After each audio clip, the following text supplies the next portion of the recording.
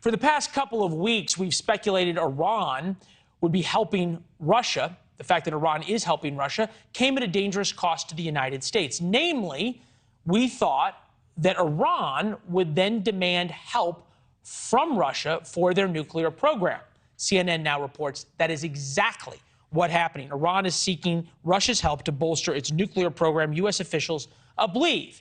Not to be outdone, Kim Jong-un continues to launch ballistic missiles and artillery along with fighter jet sorties that get so close, dangerously close, but don't actually attack South Korea.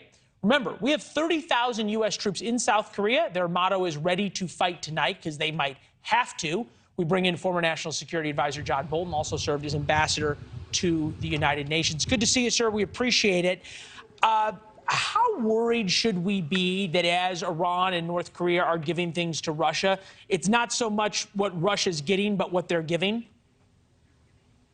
Well, I think there's a lot of concern. We've had concern Russia has been directly or indirectly aiding Iran and North Korea on ballistic missile and nuclear programs for some time. The Russians deny it. It's hard to find evidence, but if you go back far enough, it's there. And I think now, given the difficulty Russia's having in Ukraine, it obviously needs help from China, Iran, North Korea, and it will pay a price for it. So this report doesn't surprise me, and I expect that there's a lot more that has been going on that we just don't know about. This is now coming to the surface. Probably, and that we don't really have a way to poll this, but the feeling of uncertainty, right track, wrong track, takes into account national security issues, just sort of how safe you feel and how settled you feel in the world we live in. But you think about right now, Russia threatening to use tactical nuclear weapons in Ukraine. Iran continues their violent crackdown on protesters trying to build a nuclear weapon. North Korea has not yet tested another nuclear weapon, but seems to be continuing to get closer and closer to that line. Foreign policy, though, is not really a driving conversation in this election. Should it be?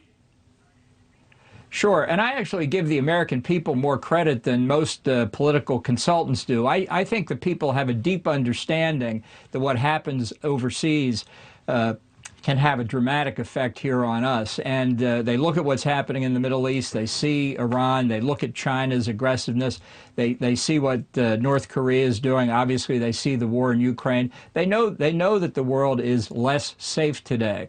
But our politicians don't address it. I think that's a big mistake. I think the 2024 election is going to turn a lot more on national security issues than other recent elections. People ought to be prepared for it.